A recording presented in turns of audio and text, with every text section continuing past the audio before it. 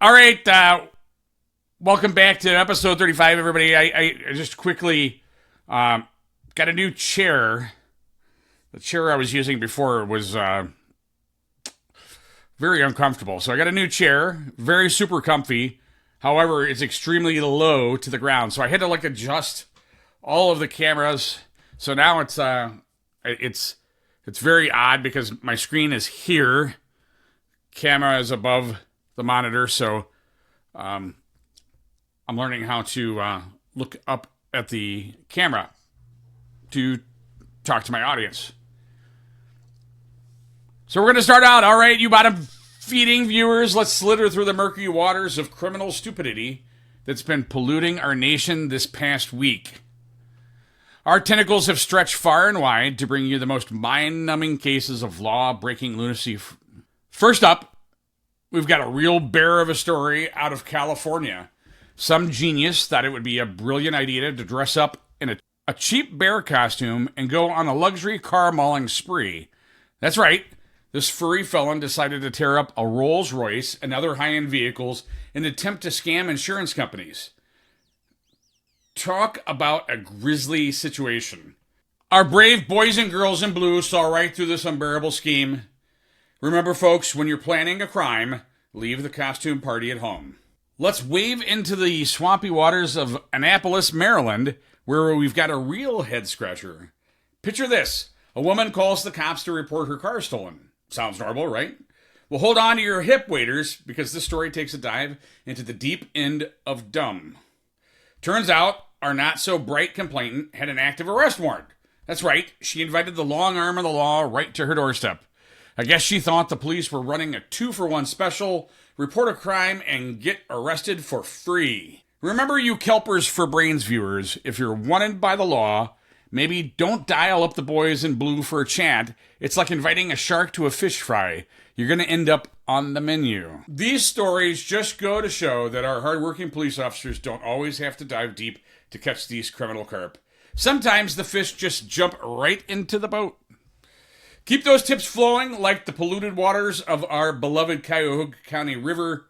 Reach out to us at the Tentacles of Cuyahoga County. That's the Tentacles of Cuyahoga County at gmail.com, or scan our QR code. And I can't even go opposite of the flag anymore. You guys can't even see the flag anymore. I'm going to have to fix all this, folks. The QR code for Signal, we'll put it right here next to the printer. And now the camera's all blurry to my Beatles and Walking Dead posters. Yeah, we're gonna have to figure this out, folks. Anyways, QR code for Signal up here, and I'll make sure to link it in the murky depths below this video. So, Tentacle Nation, buckle up, because today we're diving into a story that makes you wonder if the world has officially lost its mind. We've got a tragic death, a cocaine-fueled meltdown, and police officers who were just trying to do their jobs, and now they're facing reckless homicide charges. Yes, you heard that right. Reckless homicide for trying to control a guy who was on a rampage. What could possibly go wrong, right? We're going to unpack this disaster from every angle. And guess what? We've got camera footage to rewatch together, so no one can say we're just making things up. So grab your popcorn, because this one's going to be a wild ride. We'll see you here on the next segment, folks. All right, Tentacle Nation, gather up. Grab your popcorn, your favorite beverage, and get comfortable. Because today we're diving into another one of those unbelievable moments where the police are dragged through the murky waters for simply doing their job. I've had a lot of messages while we were doing the Janice Christensen series. Reference the Canton officers that were indicted. So I wanted to make certain that we came back around to it. And full disclosure, if you look through my video catalog, myself and the infamous Ron Toma, retired Las Vegas Metro police officer, had actually conducted a review of this back in the day. And just so nobody thinks that I've flipped sides, all right? Back then, I said, why didn't they at least check on him? You know, I mean, he's saying he can't breathe. We hear that in law enforcement all the time. I can't breathe. I'm pregnant. I'm this. I'm that. I broke my arm yesterday. Sometimes it's real. Sometimes it's not. A lot of times, majority of the time, it's actually exaggerated.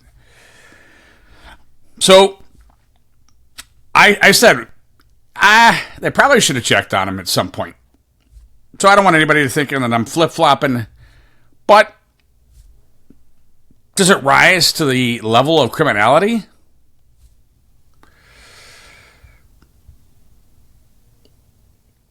So, in this case, police are dragged through the murky waters for simply doing their job. And as usual, we're here to make sense of it with a little snark on the side. Today's episode is all about the tragic, and I do mean tragic, death of Frank Tyson and the charges that are making absolutely zero sense in the real world. But hey, since the media loves to tell us that everything is the cops' fault, we're going to have to dig through the wreckage ourselves. And guess what? We're going to rewatch the body camera footage from the incident because you know facts are still a thing, right? So I thought that I had actually had the original body camera from this, and this is back, I don't even know how many episodes ago this was, all right? And this time, I must have grabbed, I think it was actually Channel 5. Channel 5 had done a story on it and had body camera, and I think that honestly they released the majority of the body camera that I have seen. If you look at all, when I was going back and reviewing or attempting to review for this segment on what I had, trying to find what I had,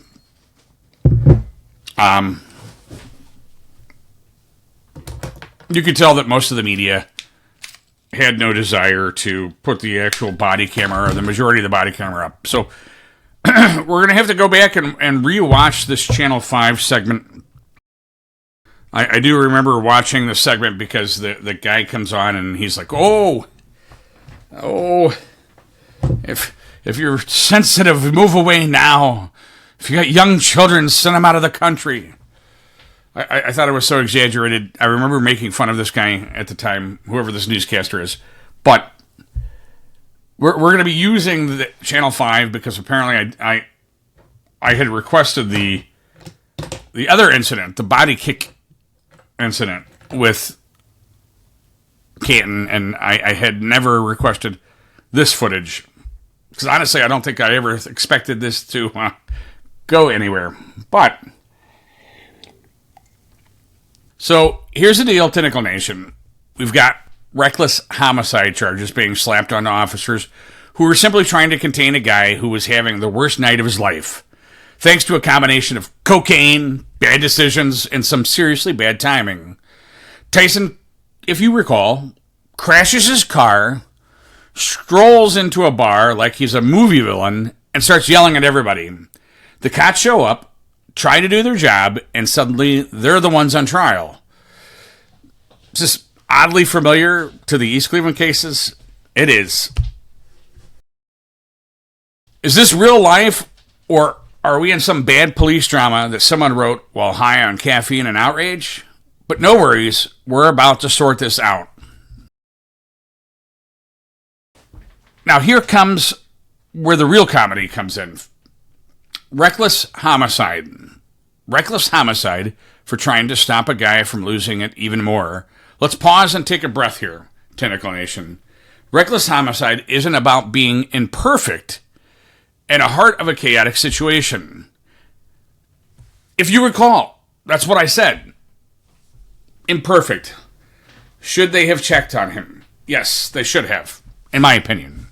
And you're more than welcome. I hope that we get some comments on this. All right, and I'm hoping that the anti-police crowd is still around. I don't know if you are. I haven't heard from you lately, honestly. I hope that you're going to leave some comments as well, because I want some dialogue on this. All right? But let's talk about, again, reckless homicide. It's about acting with intent doing something that shows a disregard for human life.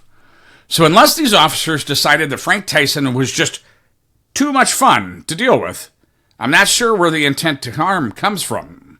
I mean, seriously, these officers were responding to a guy who was literally all over the place, high as a kite, belligerent, screaming at bar patrons.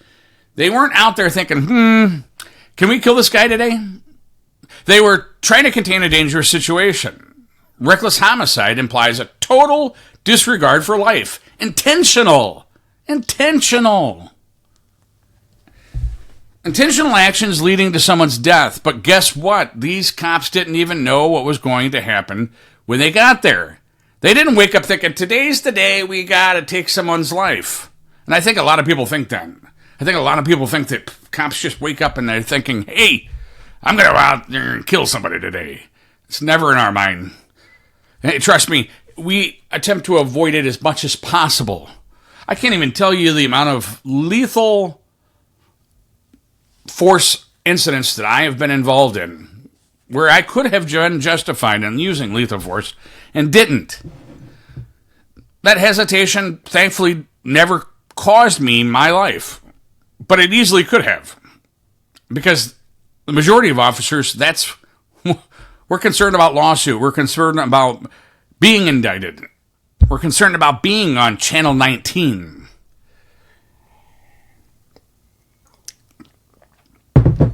These cops were doing their jobs, trying to control a situation that was already out of hand. If anything, the recklessness here was on Tyson, who decided it was a good idea to crash his car, get high, and act like a disaster movie villain in the front of police. But sure, let's put it all on the officers. Let's talk about Tyson for a second. This wasn't some poor, helpless guy who got caught in the wrong place at the wrong time. This guy made a series of terrible decisions. First, he crashes his car, walks away like it's no big deal, and then proceeds to act like a maniac in a bar. And I'm supposed to believe the cops should have just ignored him and waited for the chaos to sort itself out? Should they have just stood there and let Tyson rage at the patrons, possibly escalating to violence? Should they have waited for him to calm down on his own, like he was just some cranky customer at a fast food joint? Let me ask you, Tentacle Nation, when the officers showed up, did they have a crystal ball? Did they know what was going to happen next? Of course they didn't. They were walking into a situation with an individual who was clearly dangerous, high, irate, combative. And now somehow their response to try and contain him is being turned into reckless homicide. Give me a break. This wasn't reckless. This was reactionary to an out-of-control situation. So here we are, reckless homicide. Really? We're charging cops for trying to restore order in a situation that was anything but ordinary, for trying to deal with a guy who was out of his mind on drugs, yelling and causing chaos like a one-man riot squad. I can't even with this. Reckless homicide, Tentacle Nation, is supposed to be about intent. Intent. These officers weren't thinking, how can we kill this guy today? They were thinking, how do we keep this from getting worse? And now we're supposed to believe they acted with reckless disregard for life. Now, this charge is as ridiculous as trying to charge a firefighter for saving someone who jumped into a burning building and then got hurt. It doesn't add up. So let's put it all together. Let's put it all together, Tentacle Nation. Frank Tyson, high on cocaine, crashes his car, causes a scene at a bar, and gets into an altercation with police officers who were just trying to get him under control. And somehow these officers are now facing reckless homicide charges. Because you know, when you're faced with a high combative individual who's throwing a fit, the best thing to do is just let him run wild, right? Because that's definitely a winning strategy in a crisis. This charge is a joke. It's a total farce.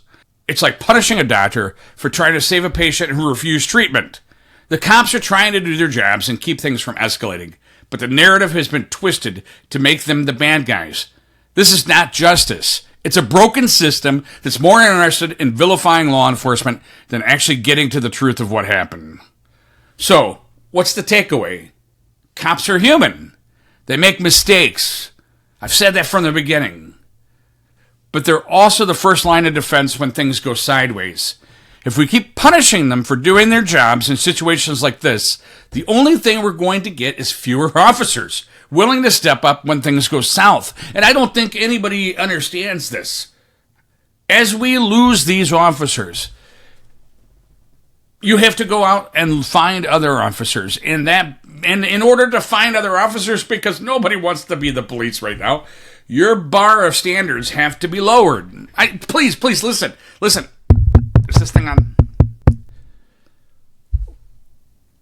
You want to hire officers. Nobody wants to be the police at this point. All right? So what do law enforcement agencies have to do? They have to lower their standards. And as they lower their standards, they hire some schmucks that don't care about policy and procedure. They don't care about Ohio law. So what ends up happening is this perpetual huge circle. Are we listening, folks? It's this huge circle of conundrums. Because now you have officers who are schmucks because you can't hire anybody else. So keep doing your thing, officers, because if this is how things are going down in court, we might need a new superhero to handle all these reckless situations. Maybe a time traveler who knows exactly how every situation is going to play out. But until we get that, stay safe, keep your heads up, and just remember, when you're out doing your job, you're always one bad decision away from being the next headline. So let's review this video here, folks. We're going to bring this video back. And again, this is from Channel 5. I'm sorry. They're better than Channel 19, though, right? In a moment, but first, new tonight at 11, a developing story out of Canton, Ohio now. Police there releasing body cam video showing the minutes leading up to the death of a man in their custody. His name was Frank Tyson. And we need to warn you tonight, the images you're about to see are disturbing.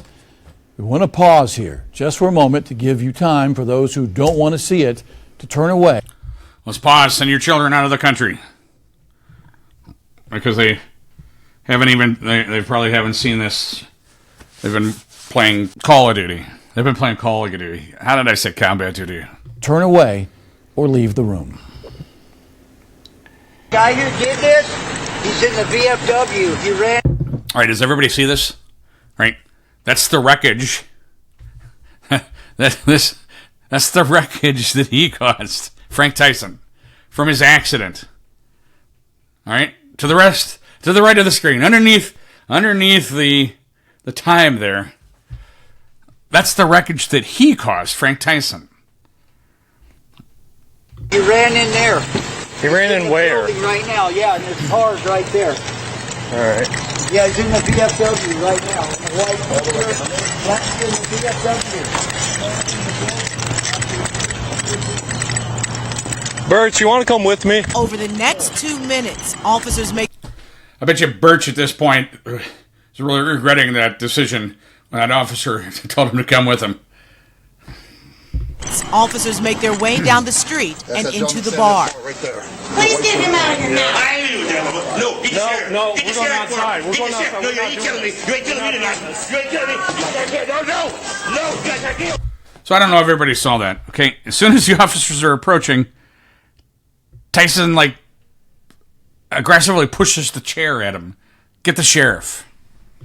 Birch, you want to come with me? Over the next 2 minutes, officers make their way down the street and into the bar. Right there. Please get him out of here now. I ain't leaving, gentlemen. No, get the sheriff. No, Get the we're going sheriff for him. outside. We're Get going the sheriff. outside. No, We're you not ain't doing killing me. this. You ain't killing me tonight. You ain't killing me. You guys can't. No. You guys are killing me. They're on it. They're trying to kill me. They're trying to kill me. They're trying to kill me. They're trying to kill me. They're trying to kill me. Why you trying to kill me? They trying to kill me. They trying to kill me. You're killing the sheriff's department. Call the sheriff. Call the sheriff's department. They're trying to kill me. They're trying to kill me. They're trying to kill me. Call the sheriff. Call the sheriff. All right, you have a room full of people here, folks. A room full of people. Again, going back to this reckless homicide charge. Do you think these officers are going to do anything in front of this room of people? You know, it's not like they're on some dark alley alone with Frank Tyson, right? They're in a room full of people, and those people are actually telling them, hey, they're trying to help you. These officers are trying to help you. If you're going to commit homicide, if you're going to try to kill somebody, right, are you going to do it in a room full of people? Call the sheriff first. Call the sheriff. Call the sheriff. Call the sheriff. Call the sheriff. Call the sheriff. Call the sheriff. You're gonna kill me. Call the sheriff. Call the sheriff. Call the sheriff. Call the sheriff. Call the sheriff. Call the sheriff. Goddamn it. Call the sheriff. You're gonna kill me. So you guys see this entire incident, right? This entire incident, Tyson is resisting. These officers literally just had to put him on the ground. As we would used to call it, we placed on the ground, right? All right, guided to the floor. All right. He didn't voluntarily put himself on the floor. He didn't say, "Okay, hey, I'm done." He's still fighting. He's still fighting with them. They're gonna kill me! They're gonna kill me! You're gonna get sprayed. I don't get close, sheriff! You're gonna get sprayed. Don't spray Call him. the sheriff! Don't spray him. Call the sheriff! They're gonna kill me! Call the sheriff! Call the sheriff! I got him. Here it goes. Got him. You want that one? Say when. You're good. Here. Give me his other hand.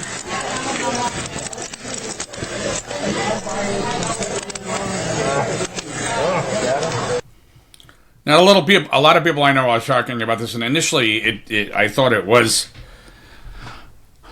on his neck, but at this point, the officer, it's actually on a high upper back, high shoulder blade. The officer is putting his knee, and again, I don't know. I don't know definitively. I don't know. I'm not going to sit here and second guess. I have no idea why he's doing this. Would I have put my knee on his upper back or neck? Probably not. But I'm not in this situation. The guy's being violent. He's being volatile. You're trying to do everything you can. You're trying to handcuff him at this point. We got to get those cuffs on. That's all they're thinking about. All right? Get over me! Okay? Calm down. Calm down. Okay. Morning, custody. Get ready. 20 custody, 2029. Stop fighting. I can't read. I can't read. I can't. Get off my neck. I can't breathe. That's the story right there. Now, you can see right there, that's a pretty good perfect angle. You know, Tyson saying you're on my neck a second ago. I don't think the officer was ever on his neck. It was always at the, in between the shoulder blades, in the center of the back. I just wanted to point that out. Story right there. I'll be glad I reached it for you. Okay. I can't breathe. You're fine. Yep. Then, as Frank Tyson laid motionless on the ground, bar patrons can be heard talking to police. So I thought he was here to pick up the to-go order. I've always wanted to be in a bar fight. I don't know if this counts. Yeah, talk it up, man. It's your story. Those conversations continued over the next several minutes. It took officers nearly 5.5 minutes from the point Tyson was motionless for them to check on him. Did he calm down? Yeah, he might be out. Breathing? So again, I'm not flip-flopping. I said this prior from the get-go. Why didn't they check on him? I don't know. I don't know why they didn't check on him. They probably should have checked on him. But honestly, would it have made any difference? I don't know. Would it have? I mean, those 5 minutes, would it really have made any difference?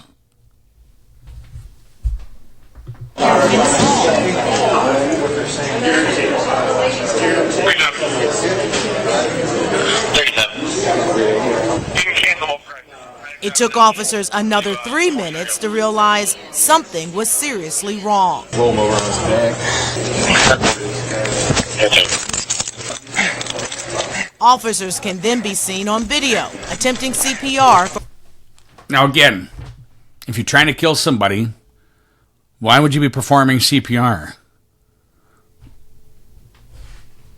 CPR for over 7 minutes, and at times questioning where the paramedics were. You can then see the paramedics arrive at 8:47, a full 13 minutes after Tyson first went motionless. Hey, guy, bring a BVM. The whole thing is ludicrous. So in case you're not familiar, excited delirium happens when you are on some sort of narcotic, generally cocaine, and you get an overdose, a rush of adrenaline, blood pressure, everything spikes, all right? And your heart goes into basically cardiac arrest. Excited delirium is a controversial condition characterized by extreme agitation, aggression, and altered mental status. Here are the key points about excited delirium. Symptoms: extreme agitation and aggression, delirium and confusion, hallucinations. Call the sheriff. They're trying to kill me. Hypothermia, superhuman strength and pain insensitivity. So those pain compliance things that we do as officers, they don't feel. They don't feel these.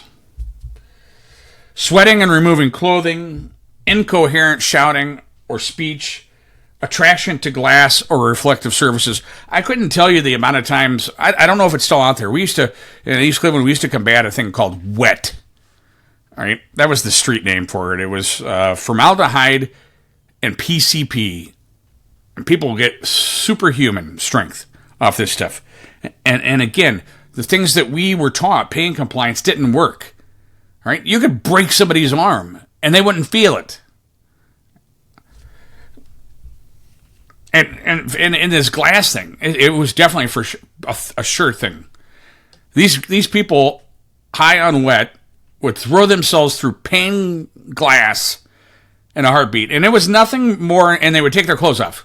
So there was nothing more enjoyable on a Saturday evening than wrestling with somebody who's sweating, naked, and bloody all over.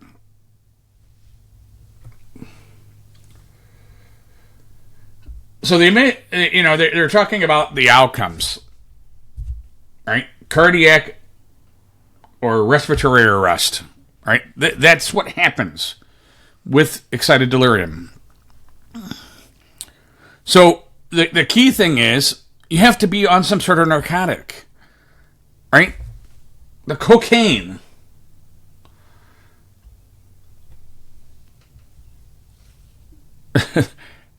Had Frank Tyson not been on cocaine, driven his car, which could have ended up hugely worse. People of Canton should be happy that he didn't plow over an entire family on his rampage of driving.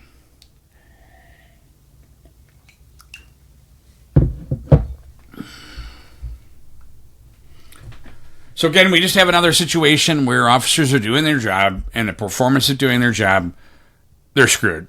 They get indicted. It's just like East Cleveland here, folks. I don't know. I might have to change the show's name. Maybe it's not just in regards to Cuyahoga County anymore. All right?